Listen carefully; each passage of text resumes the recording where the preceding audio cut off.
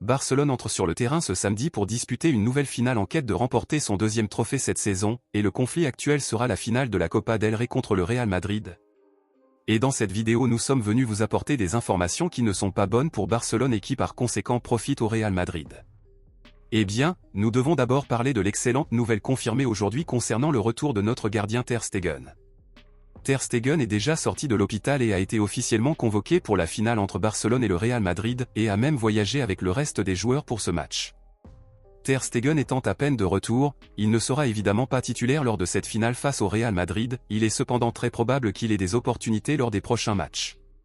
Alors, selon vous, qui devrait être le gardien titulaire lors des prochains matchs à partir de maintenant, Ter Stegen ou Szczęsny?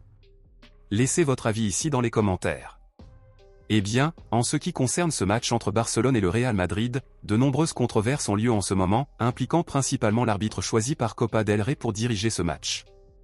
L'arbitre choisi pour arbitrer la finale était de Burgos Bengoechea, le même qui avait arbitré la finale de la Supercoupe entre Barcelone et le Real Madrid en 2023, où Barcelone a gagné 1-3 et est devenu champion. Comment le choix de cet arbitre pourrait-il nuire à Barcelone? Eh bien, il s'avère que le Real Madrid a publié une vidéo faisant campagne contre de Burgos et les autres arbitres, et cela affecterait directement tout le monde, et cela se reflétera sur le terrain lors de cette finale.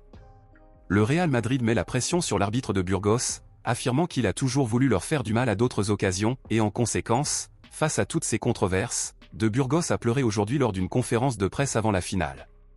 Toute cette pression que le Real Madrid exerce sur eux pourrait contribuer directement aux décisions que de Burgos peut prendre sur le terrain, car il pourrait avoir peur de marquer certaines occasions, et cela pourrait nuire à Barcelone de plusieurs manières. Eh bien, nous espérons que ce n'est pas un problème et que nous pourrons en sortir victorieux et champions. Alors, compte tenu de cela, selon vous, qui va gagner cette finale de la Copa del Rey, Barcelone ou le Real Madrid? Quel sera, selon vous, le score final de ce match? Laissez votre supposition ici dans les commentaires et je veux voir qui aura raison. On se retrouve dans la prochaine vidéo.